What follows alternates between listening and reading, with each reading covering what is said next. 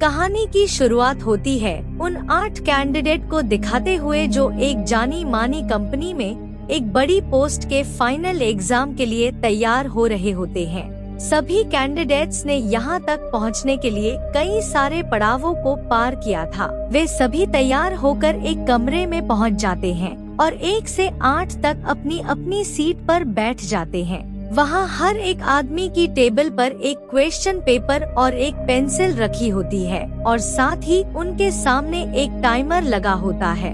इतने में ही वहाँ एक हथियारबंद गार्ड आकर दरवाजे पर तैनात हो जाता है।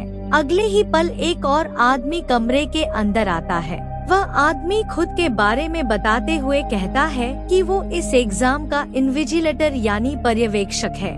वो उन 8 कैंडिडेट्स की काबिलियत की दाद देते हुए कहता है कि कई हाईली क्वालिफाइड कैंडिडेट से इस मुकाम तक पहुंचने में नाकाम रहे हैं, लेकिन यहां तक पहुंचने के बावजूद भी अगर वे लोग इस आखिरी पड़ाव को पार करने में नाकाम रहते हैं तो उन्हें भी बाकियों की तरह अपने घर वापस जाना होगा।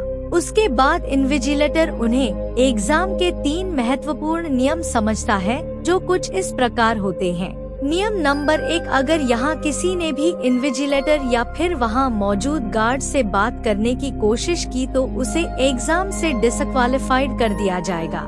नियम नंबर 2, अगर किसी ने अपने पेपर को जानबूझकर या फिर अनजाने में भी खराब किया तो उसे भी डिसक्वालिफाइड कर दिया जाएगा। नियम नंबर 3, अगर उनमें से कोई कैंडिडेट किसी भी कारणवश इस रूम से बाहर निकलता है तो उसे भी एग्जाम से डिसक्वालिफाइड कर दिया जाएगा।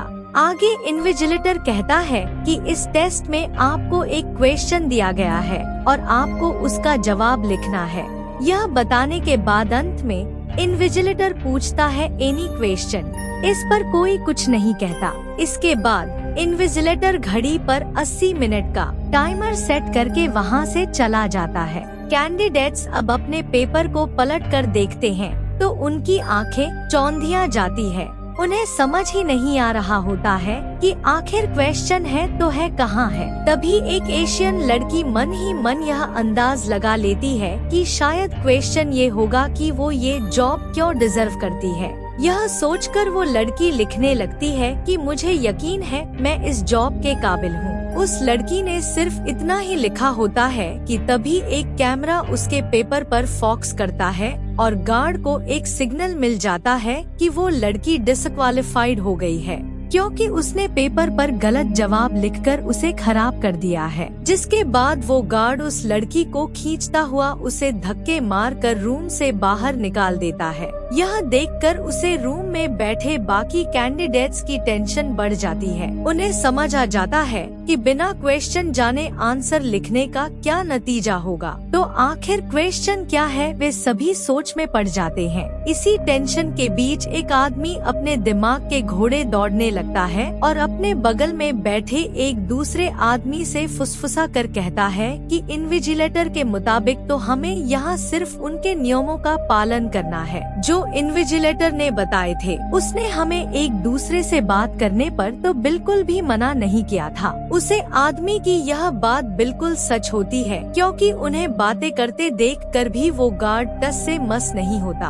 अब उनके पास क्वेश्चन का पता लगाकर आंसर देने के लिए सिर्फ 74 मिनट का समय बचा था। इसी बीच वो आदमी कहता है कि अब क्यों ना हम एक दूसरे की मदद से पहले यह पता लगे कि आखिर क्वेश्चन क्या है, उसके बाद हम सब अपने अपने आंसर्स लिख सकते हैं। इस बात पर बाकी लोग भी सहमति दिखाते हैं। उन्हें लगता है कि ये एग्जाम सिर्फ क्वेश्चन के आंसर लिखने का नहीं है बल्कि उन्हें यहाँ अपना टीम वर्क भी दिखाना होगा। इसके बाद वो आदमी कहता है कि हाँ जरूर एक दूसरे का नाम ना लेने का भी नियम होगा और इसी वजह से उन्होंने क्वेश्चन पेपर पर किसी का नाम नहीं लिखा है। एक दूसरे की पहचान हो सके इसलिए वह आदमी मर्दों के नाम उनकी त्वचा के रंगों से और औरतें के नाम उनके बालों के रंगों के आधार आधार पर रखना का सुझाव देता है, जैसे कि वो कैरेबियन आदमी का नाम ब्लैक, खुद का नाम व्हाइट और एक इंडियन आदमी का नाम ब्राउन रखता है। इसी तरह से वो औरतें को उनके बालों के रंगों के मुताबिक ब्लॉन्ड, ब्रूनेट और डार्क नाम देता है।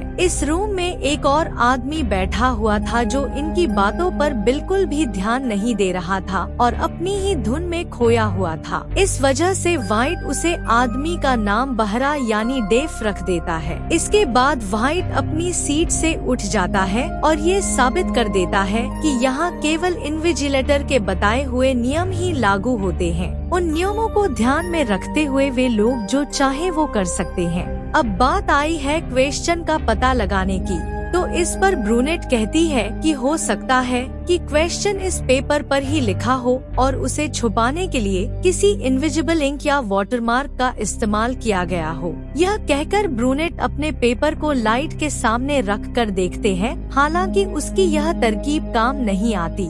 इसी बीच ब्लोन कहती है कि हो सकता है यह पेंसिल हमें सिर्फ लिखने के लिए ही ना दी गई हो, शायद पेंसिल से पेपर पर शेड करने पर क्वेश्चन उभर आए। व्हाइट ब्लोन का यह तरीका भी आजम कर देखने के लिए कहता है, लेकिन तभी ब्लैक उसे रोकता है और उन्हें याद दिलाता है कि इन्विजिलेटर के बताए नियमों में से एक नियम ये भी था कि अगर उन्होंने अपने कागज को जानबूझकर यहाँ अनजाने में खराब किया तो वो कंपटीशन से डिसक्वालिफाइड हो जाएंगे। उसके बाद ब्लैक कहता है कि हो सकता है कि क्वेश्चन हम में से किसी एक के ही पेपर पर लिखा हो। इस वजह से सभी को अपने पेपर स्लाइड के सामने रखकर देखने चाहिए। ये सुनकर सभी लोग पेपर लाइट के सामने रखकर देखते हैं, लेकिन तब भी उन्हें सिर्फ निराशा ही हाथ लगती है। यहाँ डेफ अब भी उन लोगों का साथ नहीं दे रहा होता है। यह देख व्हाइट जबरदस्ती उसका पेपर लेकर उसे भी लाइट पर चेक करता है, लेकिन उसके पेपर पर भी उसे कुछ नहीं मिलता। तभी ब्लैक कहता है कि हमें एक बार सारी लाइट्स बंद करके भी देखना चाहिए, क्योंकि जिन लाइट्स को हम देख सकते हैं उनके अलावा कुछ ऐसी भी लाइट्स होती हैं जो दिखाई नहीं देती, लेकिन उनका वजूद होता है, जैसे कि अल्ट्रावायलेट, इंफ्रारेड और एक्सरे हो सकता है। ऐसी कोई लाइट्स भी यहाँ मौजूद हो। व्हाइट बड़ी हैरानी से पूछता है कि अगर ये लाइट्स दिखाई नहीं देती तो हम उन्हें ढूंढेंगे कैसे। इस पर ब्रूनेट कहती है कि उन्हें लाइट भले ही ना दिखे, लेकिन अगर यहाँ ऐसी लाइट होगी तो उन्हें लाइट का सोर्स जरूर दिखेगा। ब्लैक भी उसकी इस बात पर सहमति दर्शाता है। इसी बीच ब्लॉन्ड देखती है कि यहाँ तो सचमुच कुछ छुपी हुई लाइट्स मौजूद है।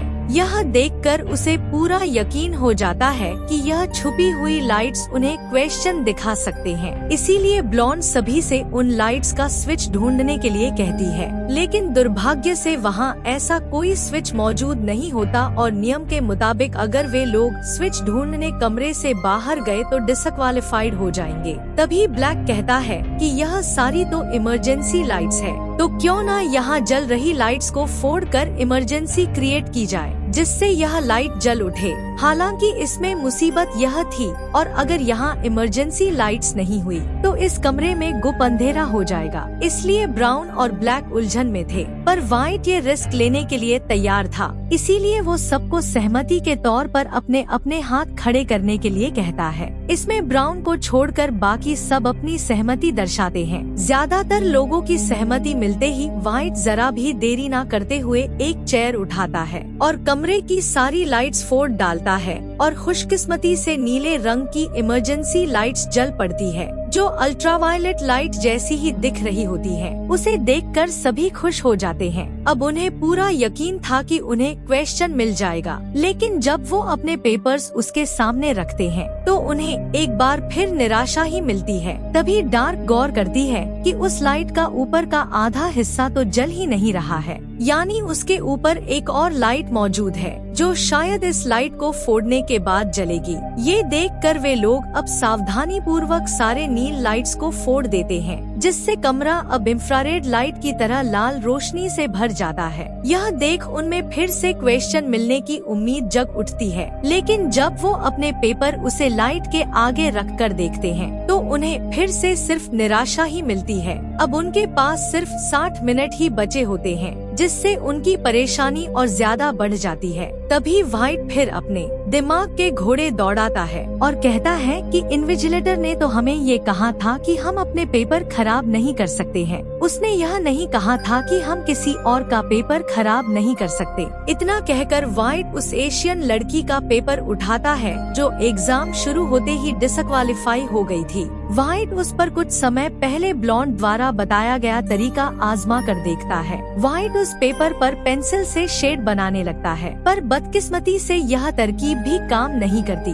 लेकिन कहते हैं ना कि कीड़ा सिर्फ दांत में नहीं होता है। अब व्हाइट उस पेपर के कर टुकड़े करता है और सभी को अलग अलग तरीके से उसे भिगोने के लिए कहता है। वह सोच रहा था कि हो सकता है कि क्वेश्चन वाटरमार्क के रूप में लिखा हो और इस पेपर को भिगोते ही क्वेश्चन उभर आए। वो सभी को उसे थूक से भिगोने के लिए कहता है और खुद एक टुकड़े पर मूत्र विसर्जन करने लगता है। उसकी इस बेहुदा हरकत को देखकर सभी लोग व्हाइट पर चिढ़ने लगते हैं, लेकिन व्हाइट नहीं रुकता और पेपर को पीला करके ही छोड़ता है। पर दुर्भाग्य से इससे भी उसे कुछ हासिल नहीं होता। अब उनके पास सिर्फ 57 मिनट बचे होते हैं और किसी के पास कोई आइडिया नहीं होता। तभी वो देखते हैं कि डेव अपनी सीट पर बैठा रो रहा है। वो अपने पेपर पर बिखरे कांच के टुकड़ों में देखते हुए फ्रेंच भाषा में कुछ कहता है। डार्क को फ्रेंच भाषा आती थी, इसीलिए वह उसके शब्दों का अनुवाद करके बताती है कि डेव कह रहा है कि हम वही देखते हैं जो हम देखना चाहते हैं। हालांकि डेव की बातें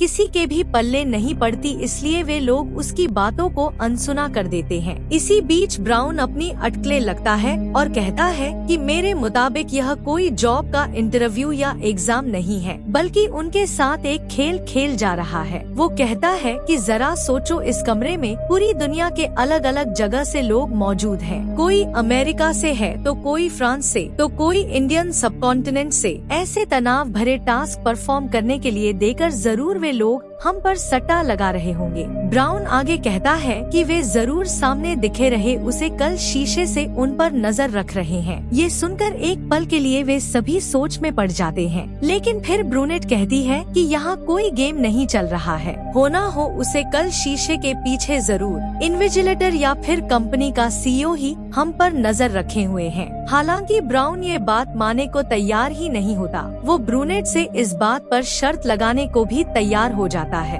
कि यह सिर्फ एक गेम है। तभी डार्क ब्राउन इस बात को गलत साबित करते हुए कहती है कि ब्राउन इस एग्जाम को गेम इसलिए बोल रहा है क्योंकि वो खुद एक गैम्बलर है, जबकि सच्चाई तो यह है कि यह एक बहुत बड़ी कंपनी है। इस कंपनी का सीईओ कभी लोगों के सामने नहीं आता, लेकिन वो अपनी कंपनी के लिए हमेशा बेस्ट एम्प्लॉय चुनना चाहता है। इसीलिए उन्होंने इस एग्जाम को इतना मुश्किल बना दिया है। ये सुनकर ब्राउन डार्क से सवाल करता है कि उसे यह सब कैसे पता, क्योंकि आश्चर्य की बात थी कि उनमें से किसी को भी उसे कंपनी का नाम तक पता नहीं था जिसके लिए वे सभी एग्जाम देने आए थे। उन सभी ने तो बस वैकेंसी और बड़ा सैलरी पैकेज देखकर यहाँ जॉब के लिए अप्लाई कर दिया था। उन्हें तो सिर्फ इतना पता था कि यह कंपनी फॉर्चून 500 यानी यूनाइटेड स्टेट्स की सबसे बड़ी 500 कंपनियां में से एक है, और उस एडवर्टाइजमेंट में उन्होंने खास तौर पर मेंशन किया था कि कंपनी के बारे में कोई सवाल ना पूछा जाए। इस पर डार्क कहती है कि उसने भी बाकी सब की तरह वैकेंसी देखकर ही यहाँ अप्लाई किया था, लेकिन उसे इस कंपनी के बारे में थोड़ी बहुत जानकारी है। वह आगे बताती है कि इस कंपनी का सीईओ अब खुद कंपनी को नहीं संभलता। उसने इसके लिए कई काबिल लोगों को रख लिया है और ऐसे काबिल लोगों को चुनने के लिए ही वह काफी कठिनाइयों से भरी परीक्षाओं का आयोजन करता है। सभी लोग इस कंपनी का नाम जानने के लिए बेसब्र हो रहे थे। इस पर डार्क उन्हें इस कंपनी का नाम जानने के लिए एक क्लू देती है। वो कहती है कि आज से 10 साल पहले एक वायरस पूरी दुनिया में स्प्रेड होना शुरू हो गया था, जिससे कई तंदुरुस्त लोग मारे गए। तब एक मेडिकल रिसर्चर ने इस वायरस से लड़ने के लिए एक दवाई का इजाद किया और उसे पेटेंट करके इस कंपनी की शुरुआत की।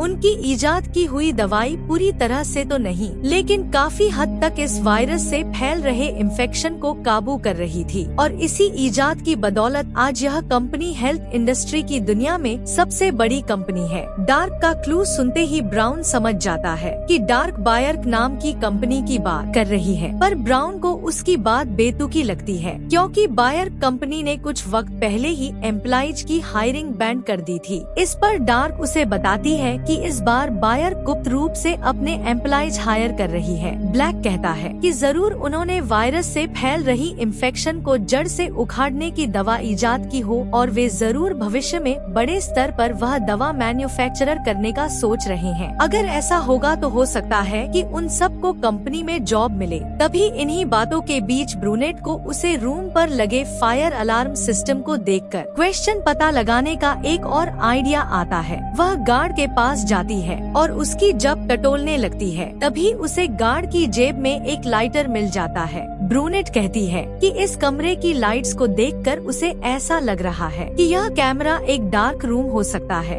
जहां फोटोग्राफ डेवलप किया जाता है और यह पेपर एक फोटोग्राफ डेवलपमेंट पेपर हो सकता है। अगर ऐसा है तो इस कमरे की फायर स्प्रिंकलर में जरूर फोटो डेवलपिंग फ्लूइड भरा होगा, जिसके इस पेपर पर पढ़ते ही इसमें क्वेश्चन छप जाएगा। ब्रूनेट की इस बात पर सभी लोग सहमति दर्शाते हैं, लेकिन उसके पहले ब्लॉन्ड अपने पेपर को टेबल के नीचे छुपा देती है और डेव भी अपने सीट से उठकर घड़ी के पास चला जाता है। उसके बाद ब्रूनेट एक टेबल पर चढ़कर लाइटर की मदद से फायर अलार्म ऑन करने की कोशिश करती है, लेकिन वो लाइटर सेंसर तक पहुंच नहीं पाती। तभी व्हाइट उसे एक पेपर फोल्ड करके देता है, जिसे जलाकर ब्रूनेट फायर अलार्म एक्टिवेट कर देती है, जिससे वहाँ किसी तरह के फ्लूइड की बौछार होने लगती है। सभी अपने पेपर को फ्लूइड से भिगोने लगते हैं। हालांकि कुछ पलों बाद उन्हें समझ आता है कि यह कोई डेवलपिंग फ्लूइड नहीं बल्कि सिर्फ पानी है। इस वक्त ब्रूनेट को एक और बड़ा झटका लगता है जब उसे पता चला है कि व्हाइट ने धोखे से उसके ही पेपर को उसके ही हाथों से जल दिया था, जिसके कारण ब्रूनेट क्वालिफाइड हो गई थी।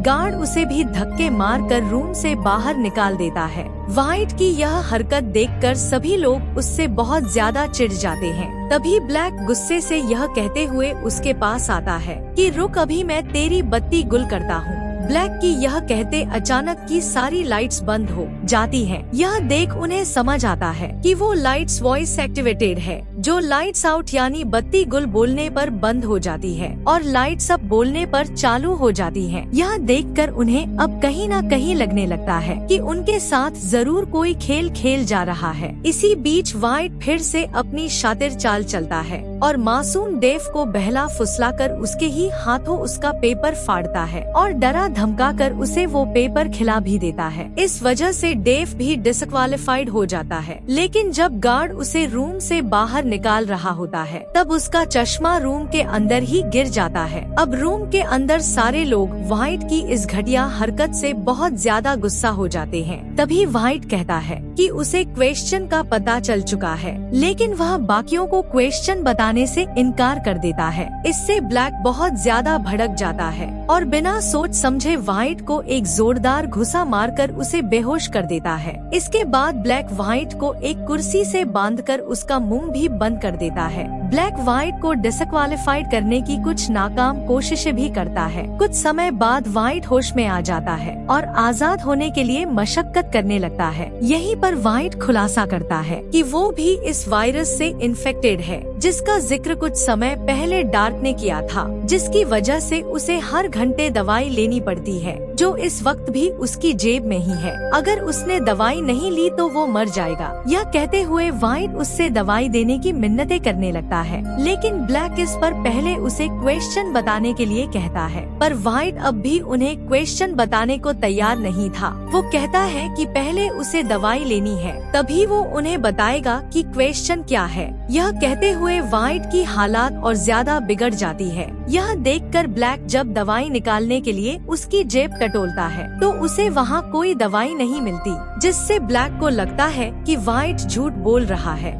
इसलिए वो उसे आजाद नहीं करता और व्हाइट वापस बेहोश हो जाता है। अब उनके पास क्वेश्चन का पता लगाने के लिए समय बहुत ही कम बचा होता है। इसी बीच ब्राउन अब डार्क पर शक करने लगता है। वो कहता है, डार्क इस कंपनी के बड़े में इतना कुछ जानती है, जिसका मतलब है कि वो भी उन लोगों से मिली हुई है और उसे यहाँ रखा गया है ताकि वो हमें क्वेश्चन ढूंढने से डिस्ट्रैक्ट कर सके। ये कहकर ब्राउन डार्क को कुर्सी से बंध देता है और सच्चाई उगलवाने के लिए उसे टॉर्चर करने लगता है। इसी दौरान डार्क अपनी सच्चाई बताते हुए कहती है कि वो इस कंपनी में काम करती थी, इसलिए उसे इस कंपनी की थोड़ी बहुत जानकारी जरूर है, लेकिन वह उनसे मिली हुई नहीं है, बल्कि वह तो बाकियों की तरह इस कंपनी की बड़ी पोस्ट पर काम करना चाहती थी, इसलिए उसने सब की तरह जॉब के लिए अप्लाई किया था और वो अपनी मेहनत से यहाँ तक पहुँची है। लेकिन ब्राउन एक सोल्जर रह चुका था। वह इतना सब सुनने के बावजूद भी डार्क पर यकीन नहीं करता। उसे यकीन था कि डार्क क्वेश्चन जानती है, इसलिए वो उसे और तरीके से टॉर्चर करता है। पर इतना सब कुछ करने के बावजूद भी डार्क को अपनी बातों पर अड़ी हुई देखकर ब्राउन को एहसास हो जाता है कि डार्क झूठ नहीं बोल रही है, क्योंकि इतने टॉर्चर से तो कोई बड़े से बड़ा अपराधी भी सच उगल देता है। यह सोचकर ब्राउन अब डार्क को आजाद कर देता है और उससे माफी मांगकर चुपचाप अपनी सीट पर बैठ जाता है। अब उनके पास सिर्फ 20 मिनट का समय बचा होता है और किसी के पास भी क्वेश्चन ढूंढने का कोई तरीका नहीं होता। इसी दौरान वह देखते हैं कि व्हाइट को अचानक दौरा पड़ने लगा है, जिससे उन्हें ये समझ आ जाता है कि व्हाइट सचमुच इन्फेक्टेड है और उसे दवाई की सख्त जरूर है, लेकिन दवाई तो उसके पास थी ही नहीं। इसलिए उन्हें लगता है कि उनमें से ही किसी ने जानबूझकर व्हाइट की दवाई ली है। इस वजह से वे लोग एक दूसरे की तलाशी लेते हैं, लेकिन उनमें से किसी के पास दवाई नहीं होती। अभी डार्क गौर करती है कि ब्राउन थोड़ी देर पहले च्यूइंग गम चबा रहा था, जो अब उसके मुंह में नहीं है। डार्क जब छानबीन करती है तो उसे पता चलता है कि वो दवाई ब्राउन ने टेबल के नीचे च्यूइंग गम से चिपका रखी थी। वो दवाई लेकर जब डार्क व्हाइट को खिलाने जाती है तो ब्राउन उसके हाथ से दवाई झटककर वाटर ड्रेनेज में गिरा देता है, जिसे वे लोग बहुत कोशिशें के बावजूद भी निकाल नहीं पाते। तभी व्हाइट को मौत के मुंह में जाते हुए देख डार्क कैमरे में इन्विजिलेटर से उसे बाहर निकालने के लिए कहती है। तभी ब्लॉन्ड अपने बालों के पिन से दवाई निकालने में कामयाब हो जाती है और दवाई व्हाइट को खिला देती है, जिसके बाद व्हाइट ठीक हो जाता है। लेकिन इसका हर्जाना डार्क को भुगतना पड़ता है, क्योंकि उसने व्हाइट की जान बचाने के लिए इन्विजिलेटर से बात करके नियम तोड़ दिया था, जिसके कारण उसे भी डिसक्वालिफाइड कर दिया जाता है। अब उस कमरे में सिर्फ 4 ही लोग बचे होते हैं। इसी दौरान ब्राउन व्हाइट से कहता है कि वादे के मुताबिक ब्लॉन्ड ने व्हाइट की जान बचाई है, तो इसके बदले उसे भी सबको क्वेश्चन क्या है यह बताना होगा। इस पर व्हाइट बताता है कि यहाँ कोई क्वेश्चन है ही नहीं,